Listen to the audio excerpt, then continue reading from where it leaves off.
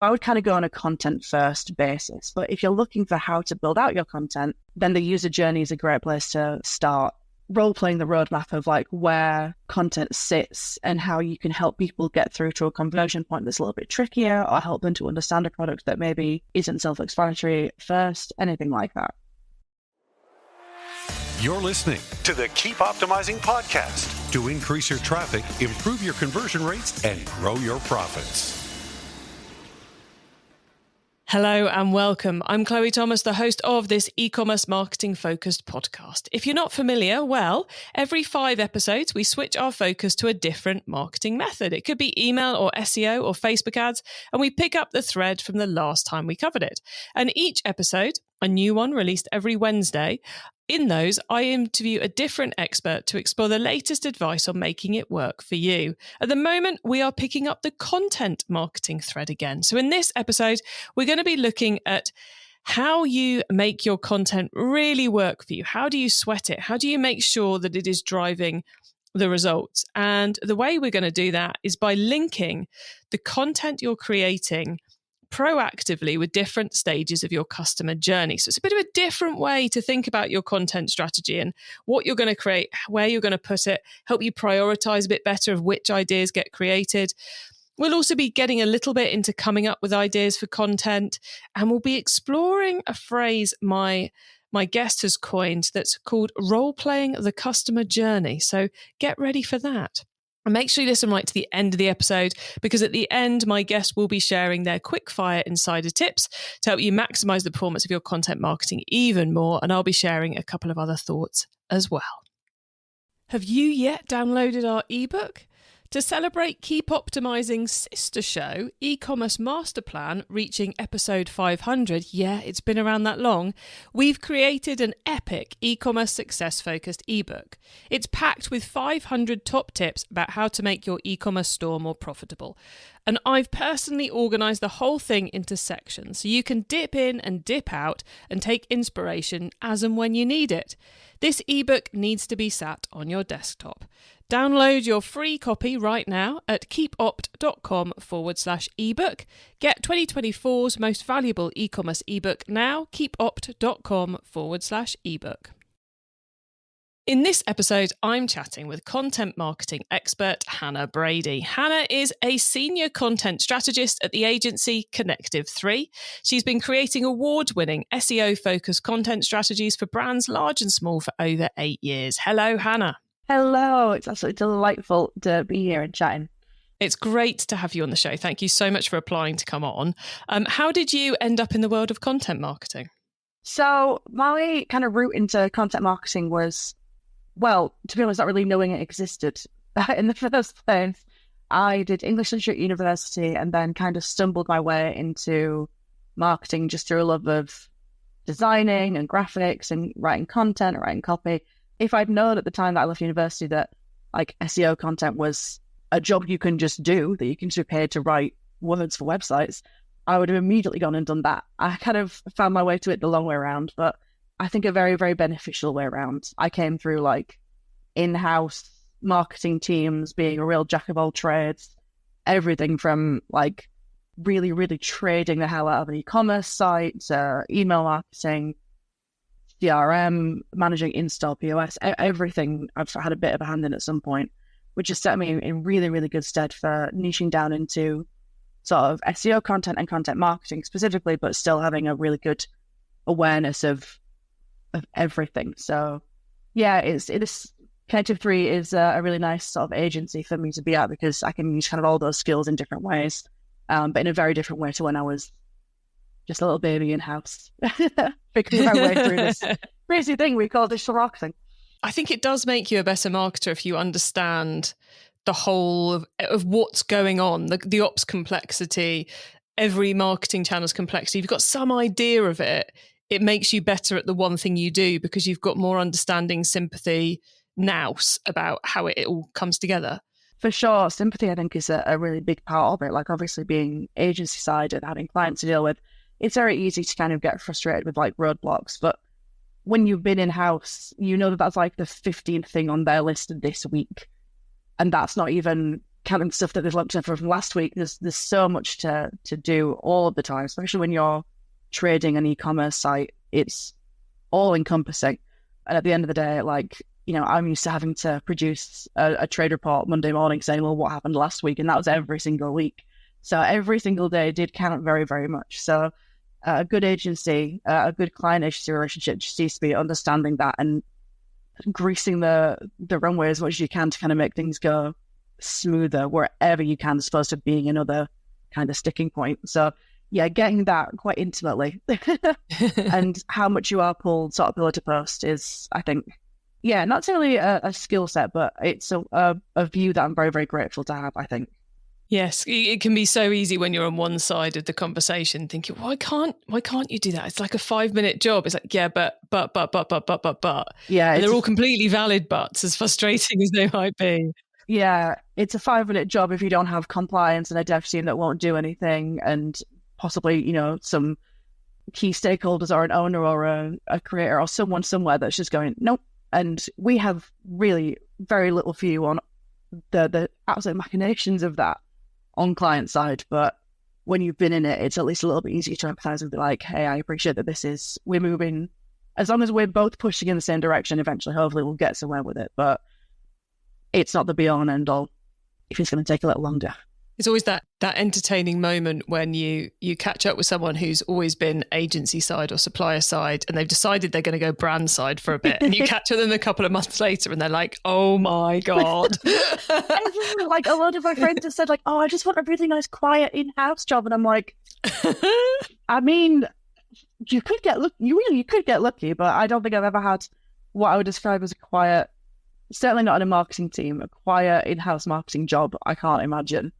No, me neither. But before we go off on career paths, we shall bring ourselves back to content marketing, because you wanted to talk to our lovely audience about how we should be mapping our on-site content against a customer journey. And I think so often in e-commerce, just the idea of sorting out our on-site content is hard enough without then trying to take into account the customer journey. So let's get into that. First off, could you just let us know what you mean by on-site content? What are we actually talking about? Written, graphics, images, video, where does it sit? All that kind of good stuff. And then also what your perspective is on customer journey, because it's always good to define terms. Yeah, no, you're so right, actually. So ideally, content is obviously everything. I think most practically for me in my day-to-day, that means SEO content. Largely that's going to be blogs, that's going to be guides, that's going to be maybe some like landing pages. But I think one thing that's key is not discounting. We go like a URL by URL basis a lot of the time to look at this kind of content. It's very easy to say, oh, it's just a landing page. But a lot of the time, there's really good content hidden on a landing page that you launched for a campaign 3 months ago and you've forgotten about. Because when you're trading, you're on to the next thing. You're just spinning up the next campaign to get the email shot out, whatever it is. But having someone going back and looking at all of that content, which is, it takes effort to make, it takes effort to put together, and 9 times out of 10 can be used in a slightly more valuable way across the customer funnel. It's just really, really valuable. So we generally, like I said, look at SEO content, but I've also got a lot of time and love in my heart for infographics, video. We're so like personally very SEO focused. So I love a good optimized image that can get me an image pack, anything like that.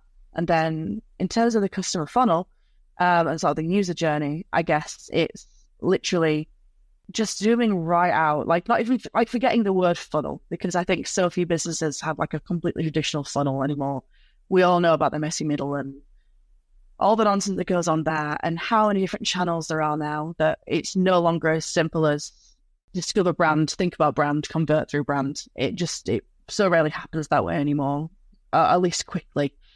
So I think for me, user journey is kind of any of the touch points that someone's going to have with a brand up to, during, and after converting or registering interest or whatever it may be. So for me, the user journey is literally what is the journey that someone is going on with your business, not necessarily what stage are they at in the funnel. Have they moved through to like pre-conversion? Are they in the consideration? Like, I think that's those contexts exist for a reason, but for me, I think there's something a lot more kind of soft fluffy brand stuff to talk about there with the customer journey of like the emotional journey, where are they first seeing you? Are they appearing in SERPs? Was it on TikTok? Was it on social?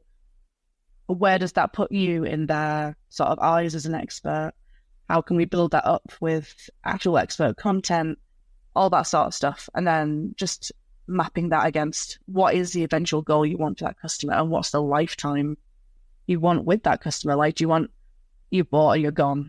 Do you want to sustain? Because that changes the way that you approach things. It's not just getting as many as you can and then chuck them out the door. If you want a long-term kind of relationship and a customer basis that really, really works. Loving those explanations. And so they prompt me to a question, which is, so do you, with that non-linear customer journey and the recycling of past great content that got created for campaigns and then got abandoned, do you think content piece first and then where does that fit in the customer journey? Or do you think customer journey first, identify the gaps and then create the content? I guess which comes first, the chicken or the egg, the customer journey or the on-site content as you're practically doing this? I think for me, practically, I think if you know your customer, the customer journey kind of comes along with the content. Like if you know who you're writing for or making the content for, pretty naturally it will slot into some part in that journey, I think. If you're creating it for the right reasons, you're doing all the things that...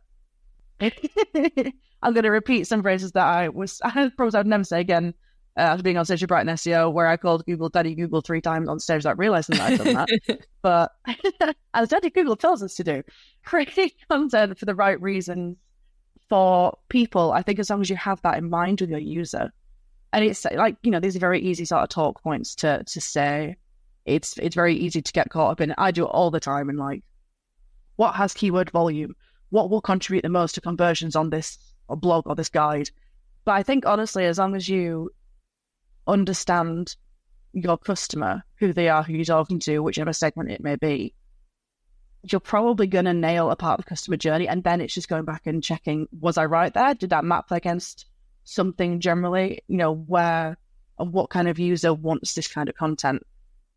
So I think naturally you're always going to have a little bit of the customer journey in there. So I would kind of go on a content first basis. But if you're looking for how to build out your content, then the user journey is a great place to start and really kind of looking at that, role playing the roadmap of like where content sits and how you can help people get through to a conversion point that's a little bit trickier, or help them to understand a product that maybe isn't self-explanatory at first, anything like that. I love that phrase, role playing at your roadmap. I think that's so cool. So let's get into that a bit in a moment. I will just say before I take us back to something else, I love that because I think so often it's the case, and I've seen many an e-commerce brand do that. They've gone, what's the number one question our customers ask us before buying? Oh, it's this. Do we have a page about that on the website? Oh no, we don't. And that's like often you go, oh, that's such an obvious thing. Why didn't we do that? Or we did on the last website or something, but it got lost in the migration. Yeah. Or well, we do, but it's on like the third FAQ down on the help page, and we have no way of tracking if anyone's actually going for that on that page. Yeah. It's so easy to do.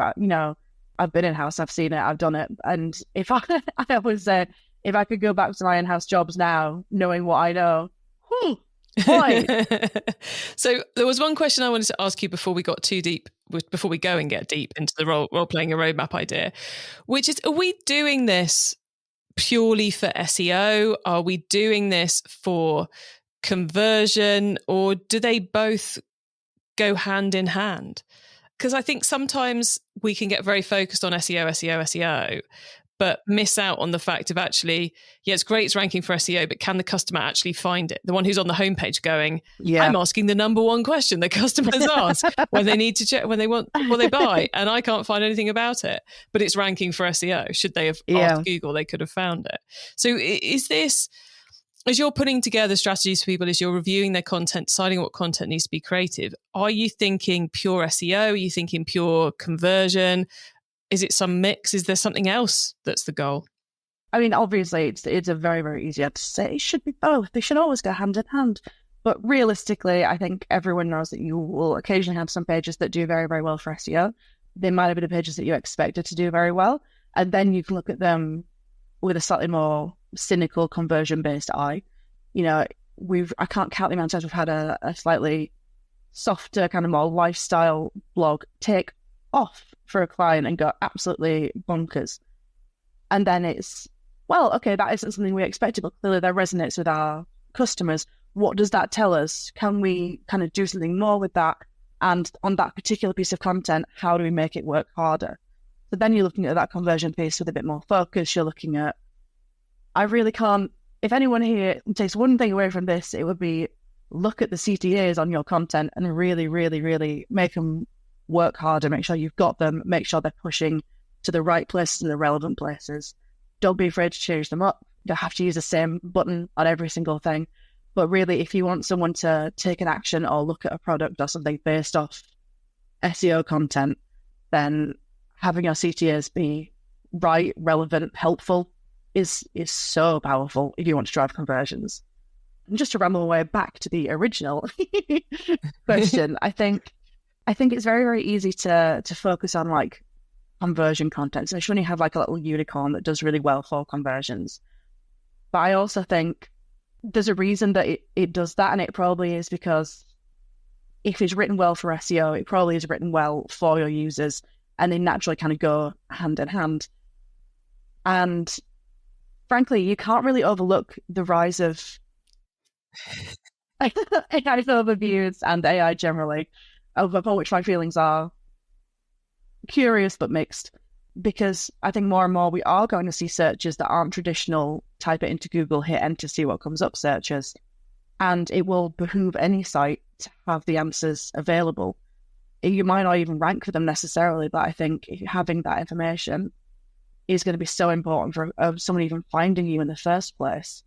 Not to mention the influence of like social search on SEO is huge and is only going to get bigger. If someone sees your product on a TikTok or an Instagram reel or something and wants to find you or has a question about that product or isn't sure where to locate it, making sure that you do rank is just as important as making sure that you have pages that are very sort of shiny and conversion heavy. If you don't turn up first, second, third on that search, that's customers down the drain, just straight off. So it's so important to make sure that this is why your sort of all your channel activity should, as much as possible, link together. It's easy if you've got one product because everything will just funnel back to that one product. But if you have multiple, then my God, make sure those pages are indexable, findable, and not just through the site nav or the map or something like that. Make sure that you can get them on Google. Got you. Okay, so let's talk role-playing your roadmap. How do we start doing this? Is it go off and speak to customer service? Is it speak to some customers? Or is it literally move the marketing team away from their computers and have a think? What do we practically do? I mean, it's all of it. I mean, you can tell I'm an avid Dungeons and Dragons player from this year to role-playing your roadmap. But I think there is really something in as basic as role-playing it, of really trying to put yourself in the shoes of a customer at different stages of that messy funnel of being like, okay, I've never heard of the brand. I've seen something on an Instagram ad. What are my next questions? What are my next steps? And then maybe someone who's purchased a product, okay, well, what's the aftercare here to turn them into like a lifetime customer? It's literally taking every single possible stage and role-playing it through. And then at every point of that, checking it against your content roadmap, saying, well, do we actually have that content? Like, I used to work for, one of my in-house jobs was for like a women's footwear company. And I think now, God, the content we should have had on looking after leather footwear. It really winds me up because we had a customer service team absolutely inundated with, queries or questions or issues or complaints about stuff that could have been probably handled quite a bit easier if we had that information available on the website, and also SEO optimized to perform better from a brand piece. So there really is no downside to this. If you get it right, your sort of customer service, your customer contact team will thank you, which is also why, as you said, you should always get them involved from the top, because whoever speaks to your client, your user, your customer the most is gold dust to you. Like, I can't tell you how helpful it's been when we've had, compliance or customer care teams get involved with content ideation in the past, because they can turn up ideas that I would never in a million years have thought of. And that goes for very niche, like financial brands, as well as the fun e-commerce topics and stuff like that. I think as long as your ideation is controlled, you're not having all and sundry, and more ideas aren't a bad thing, because, okay, yeah, it might not have keywords that you can sort of plot against it right now to say, here's the SEO value of it. But if it's relevant to the customer, then it's relevant to your customer. And eventually those keywords will pick up some volume. If it's a trend, and you can be first to serve with something because someone in your customer service team says, people just keep mentioning this and I think it's relevant. My God, you're going to be number one first to serve without even really trying, just because you have some information there that no one else is privy to and you can use it. So role-playing goes sort of 2 steps. I think it's that literal walking through how someone uses your website, your product, your service. Where are the friction points? And you really do need everyone to kind of get involved on that one, which is always a big ask. But I'm always a big proponent of get everyone in a room and use some Post-it notes. It's a marketing cliche for a reason. And when we're getting everybody involved and we're going through this process, I imagine the first time we do it, it's quite hard work. But this isn't a once and done, is it? This is something which almost should be on someone's permanent to-do list, is reviewing where we're at. So this is an ongoing thing, right? Yeah, for sure. I think you're always going to do one kind of big push, one big project. But then it just becomes a slightly more natural part of the kind of feedback process, where if someone knows that you're open to suggestions for content, you can say, well, let me have a look, see if there are keywords. There aren't any, but I think that's a really good point. Thank you for raising it. We'll take it to our agency, we'll take it to our marketing team, and we'll sort of push that through. And then taking that off to your social or your CRM or your email or whoever, that whole kind of organic process just flows so much more smoothly when someone is open and receptive to the ideas, and you know someone's going to be looking at it again. So instead of having a completely static roadmap, having some wiggle room, I personally really like to do for my clients, where there is just maybe, if we say we're going to do this many blogs per week or per month or whatever, there's always a little bit of time where we have a backlog of ideas that can very, very easily quickly slot into there. But we also have space for, well, what's happening in the news? Well, what can we quickly jump on? What trend can we kind of pivot to? Can we track that through the month and then just slot that into that last little bit of content there? And if that works, when we upscale that a little bit, is there more ideas we can pick up from somewhere? So it's never really a done process. You always should be kind of role-playing it and checking it, especially if you're changing products or coming out with sort of new things to offer. At every single point, you should be walking through. If only to save your whole customer service team from being inundated with the same 50 questions over and over and over and over again. Yeah, if you just provide them with some blog posts or FAQ pages they can go to that actually answer the customer's question, they will love you for it. Yeah. Hannah, loving all of that. Thank you very much. Listeners, remember to stay tuned right to the end so you don't miss out on Hannah's insider tips on content marketing and my suggestions for more free resources to help you improve things even further in your business. Have you yet downloaded our ebook? To celebrate Keep Optimizing's sister show, E-commerce Master Plan, reaching episode 500, yeah, it's been around that long, we've created an epic e-commerce success-focused ebook. It's packed with 500 top tips about how to make your e-commerce store more profitable. And I've personally organised the whole thing into sections, so you can dip in and dip out and take inspiration as and when you need it. This ebook needs to be sat on your desktop. Download your free copy right now at keepopt.com/ebook. Get 2024's most valuable e-commerce ebook now, keepopt.com/ebook. Okay, Hannah, so far we've gone deep into mapping on-site content against a customer journey. Deep, deep, deep. Now you get to wow us with your insider knowledge about the whole of content marketing. So for the following questions, your answer could be anything to do with content marketing, which of course does include all those things we've already been talking about. So Hannah, are you ready for the insider tips? Let's go. Okay, let's start with newbie advice. If we've inspired someone to take their first step, what do they need to know to give themselves the best chance of success?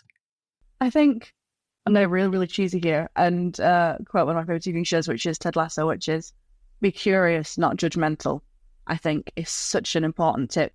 whether you're in-house or agency, e-commerce, or, on the phones or whatever, being curious about what other channels are doing and what your customers are doing is so incredibly powerful. Being the person that asks the helpful questions, hey, I noticed you're doing that. That's really interesting. Do you think we could use that on for a blog, or we could put that on social? Being the person that's curious and doesn't just go, well, I know what that team was doing. That doesn't seem relevant to me. And being that kind of connecting force, I think is the person that you want in the room. And being that person really, really helps to kind of push these things forward. If you can be curious and excited and passionate about the things that you're working on, you'll see a difference being made, and that just kind of echo chambers it back into an even bigger sense of success and celebration, which I think is honestly really lovely and overlooked in the digital marketing world of it's PR, not ER, and we should try and have a little bit of fun with it, because I think customers can tell when marketing isn't even a little bit fun when someone's just drudging stuff out, just piling out content day after day for the sake of it, to fulfill a roadmap, to check a keyword box. I think if you can have something genuinely interesting or unique, or something that made you ask a question, that's the best kind of place to start, and that's the best person to be in a room, for my money anyway. Oh, I like that. Now, once you've started, of course, you've got to keep optimizing. So what's your favorite way to improve performance?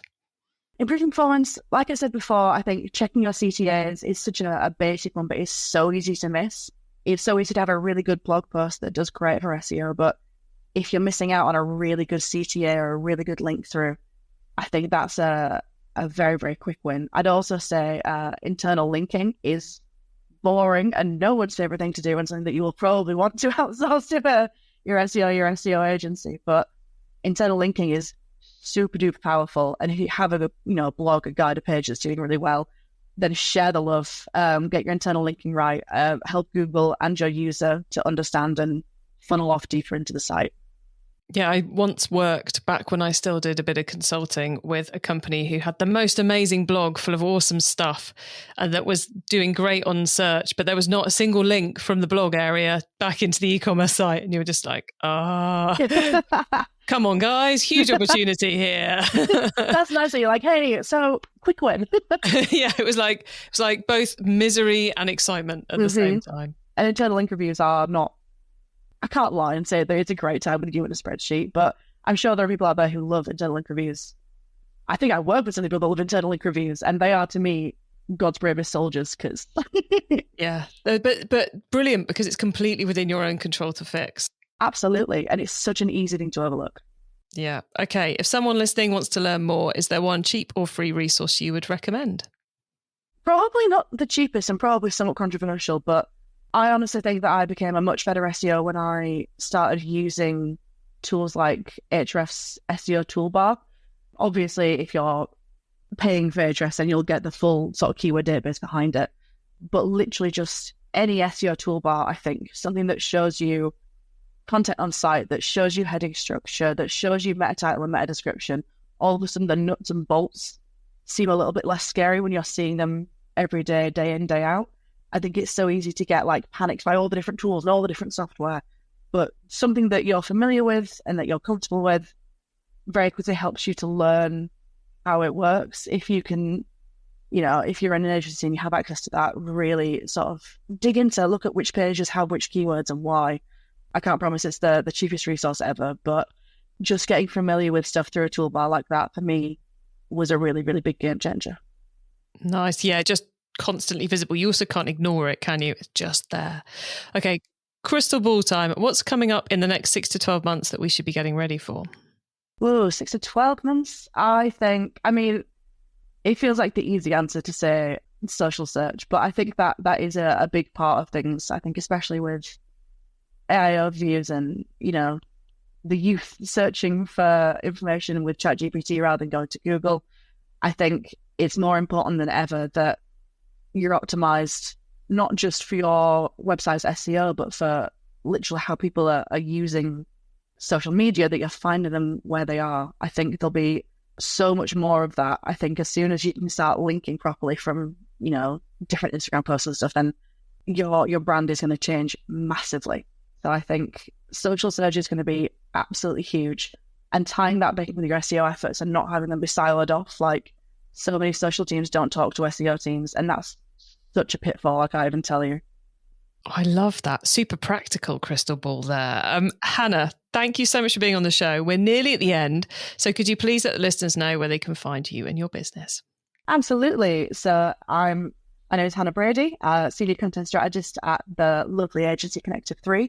You can find us at connective3.com. We offer full service digital strategy and marketing for every business under the sun. We're a lovely bunch of people. We work very hard and care very much.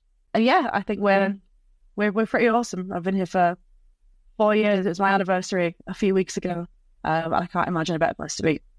There's a recommendation. Okay, Hannah, thank you so much for being on the Keep Optimizing podcast and for being so generous sharing your content marketing strategy expertise with us. Thanks for being here. Thank you so much for having me. It's been absolutely lovely. So I do love that idea of role-playing the customer journey, putting yourself in the customer's shoes and working out what content they'd want at each stage, either to discover you, so it's, more of an SEO focus, or to help them through the conversion process, so I guess further down the funnel. And thinking about it from the standpoint of, okay, we're going to create this content. Are we writing this content for someone who's already bought the product? Are we writing this content for someone who hasn't bought the product yet, who's new to the brand? To help you get the tone of voice right and to work out where it's going to sit. For example, I keep coming back to tents at the moment on the show, so sorry about that. But if you're doing a how to put up your tent guide to someone who's already bought the tent, then that's created in one way.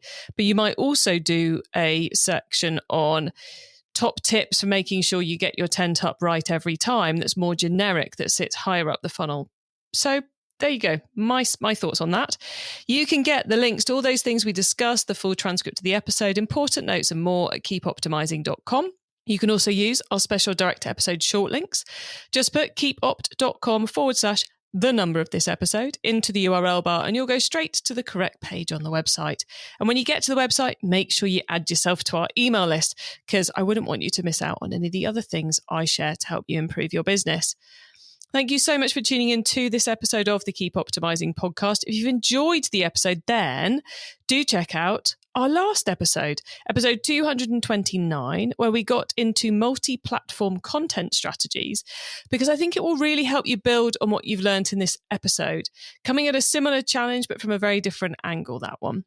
So you can find our full thread of content marketing content by either scrolling up your feed or use the short link keepopt.com/content. And please do tell your fellow marketers about the show, because I want to help as many of you as possible to improve the performance of your e-commerce marketing. Have a great week. Make sure you listen to the next episode so I can help you to keep optimizing your marketing. Access everything Keep Optimizing at keepoptimizing.com. That's with an S, not a Z.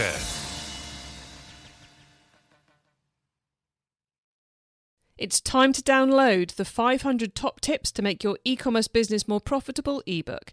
Go to keepopt.com/ebook now.